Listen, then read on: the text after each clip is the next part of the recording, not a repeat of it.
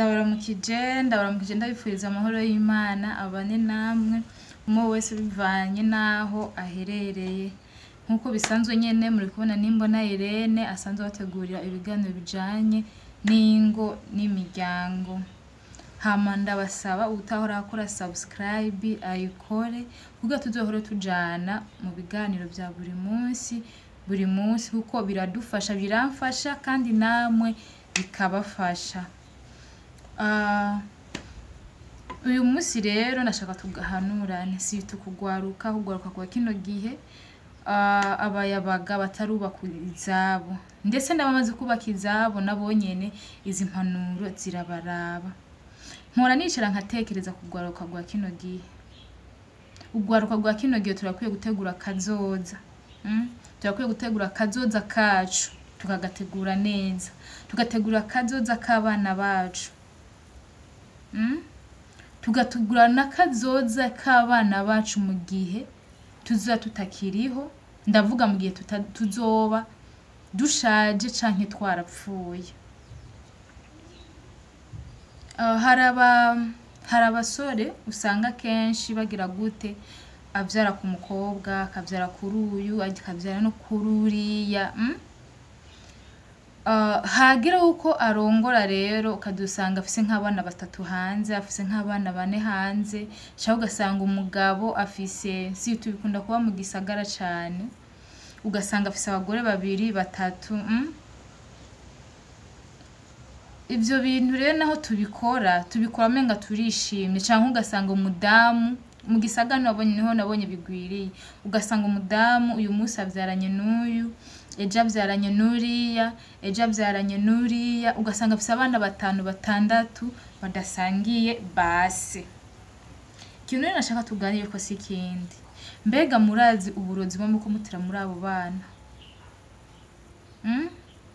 Murazi uburozi bwo muko mubateramo? Abantu baza gutahura kino kiganiro cyane n'abantu babaye muri iryo shari. Abantu bazobaye muri iryo shari canke abana bazobaye muri iryo shari nibo baza gutahura kino kiganiro ndiko ndavugamo. Rero nashaka duhanurane gwaruka gwa kino gihe. Misore nkumi canke bagabo mwubatse n'abagore mwubatse canke abapfakazi, ndakwinginze kuvyara ku bagore batandukanye. Turiko turabavyara muri ko murabavyara mubona yuko menganira ha murimo cyangwa mukabona yuko menga ego data wahemukiwe ujya muntu yaguhemukiye mu gihe yaguhemukiye rero ati reka rero je ntituzosubirana reka ntoru yundi wa wundi nawe ukamuvyarako na wa wundi nawe ugasanga imitima y'ubarabaye nabi na baraguhemukiye ugatora yundi ukamuvyarako. Ego muri uwo mwanya uri kuri yorohereza uvuga ati ndiko ndagira ndaremesha umutima wanje, ariko ntubuzi uburozi buzoba buri muri bajya bana uri kuragira gute uri kuravyara. Kuko nta bana bo ku bagore batandukanye bazigira bakundana, kizire ntibibaho. Naho hariho amadini usanga bazana abagore umwe babiri batatu abibemerera bane. Abo bana ntibazigira bakundana n'umusi n'umwe, ntibazigera bakundana. Muzorabe ibihugu birimwo ayo madini nyene azana abagore batanu batandatu, azana abagore benshi, azana abagore barenga umwe, uzosanga ari byo bihugu birimwo abarozi. Izosanga ibyo bihugu birimwo abarozi cane. Uzungu yuko biva kuki? Biva kuri iryo shari. Ishari gusharikana. Abaza kuntahura cyane nabivuze n'abantu babaye muri ivyo bihe. Rero dutegure kazoza k'abana mu gihe tazoba tukiriho, uburyo bana bazoba babayeho ntihazobeho kurogana. Umwe avuga ati ujya afise papa wiwe atunze nanje papa wanje arakenye, abona n'abana bavuye ku bagabo bagenda batandukanye. Azogerageza amahirwe kuvuga ati reka ujya nanje ndamwice areke kubaho neza. Musangiye papa naho muva ku bagore batanu, uzovuga ati ujya nawe yangunze yatwaye amatongo menshi, ujya niwe papa akunda, ujya niwe hazobaho ishari. Ibuke na Bible irabivuga. Kayini yishe Abeli kubera ishari. Yakobo yakoze imyaka myinshi kubera ishari. Yosefu yagurishijwe kubera barumuna we bamugiriye ishari.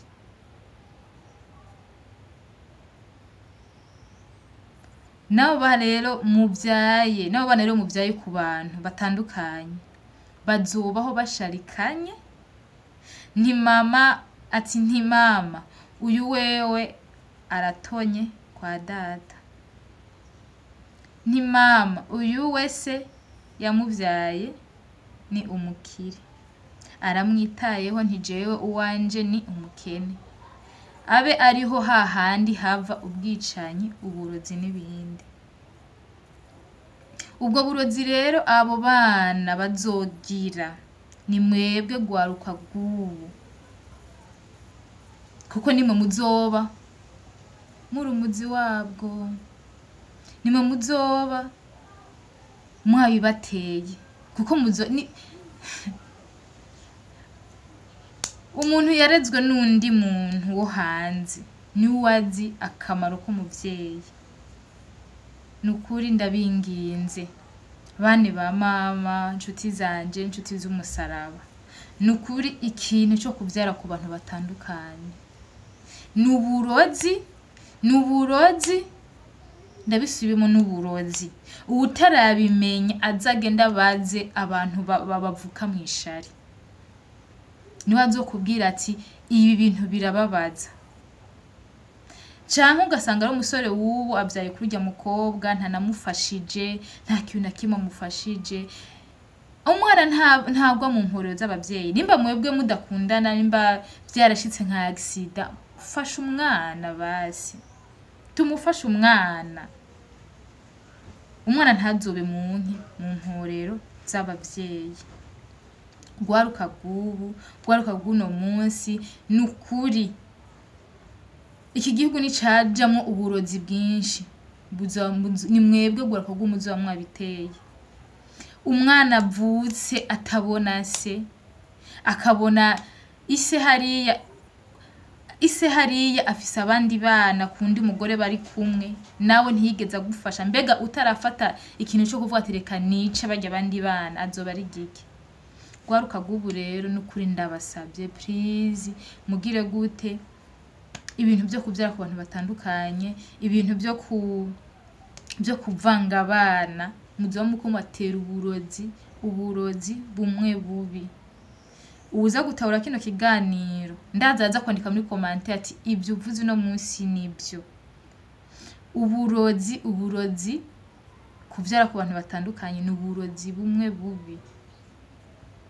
Byo ndabahanurira kugira gute kurongora umugore umwe bari uvyarako.